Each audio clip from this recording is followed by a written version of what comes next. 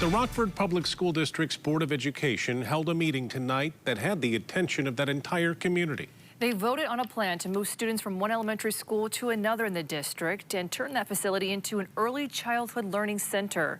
News 8's Duncan McLean was at the meeting and joins us live with results of that vote. Duncan.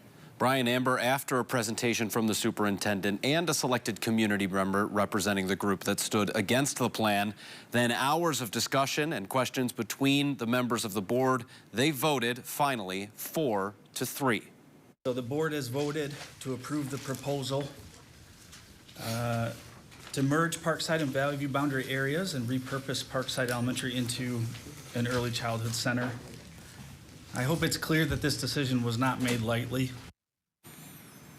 A major motivator of that emotional decision and plan was the revelation of declining enrollment numbers in Rockford, which left Parkside with only one section in multiple grade levels this year and more single section grades anticipated next year, which the district testified tonight was not ideal for students or teachers left without peers in their buildings.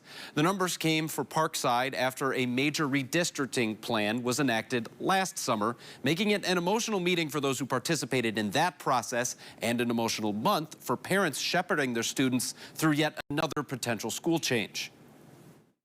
And I'm sorry that we're having this discussion right now.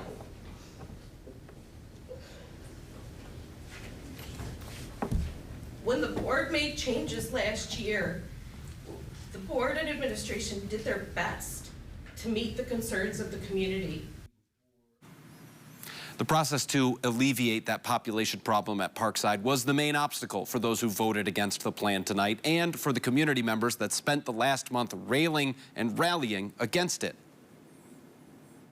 I don't feel as though we've had enough time. And so, again, my question, why didn't we put this through our committees like we have all those other things? This, to me, is slapping a Band-Aid on the problem, not figuring out where the underlying problem is. We should have done a survey. We should have hired an outside source to figure out why we're bleeding enrollment. I'm done.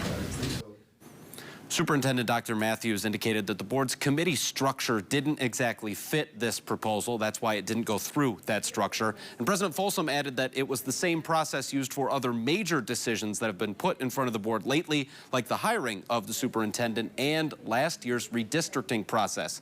People in the audience shouting 1 month in response, referring to the quick timetable of the public-facing development of this proposal. Following the vote, some members of the audience walked out in audible disgust. Others waited for their chance to make public comment at the conclusion of the meeting. The decision, though, is effective as of this fall, and preparation begins now in earnest to make it happen. Now, there was a strikingly similar vote scheduled tonight for the Grand Haven Public Schools Board of Education concerning the redistricting of students at Mary A. White Elementary, another beloved neighborhood school building, to make way for the consolidation of the district's early childhood options. As of 11:01, our most recent update from that meeting, they are still deliberating. Public comment wrapped up around 9:30, and the board has been discussing ahead of their vote since. We'll have an update on that vote in the morning once it goes final on WoodTV.com. Amber.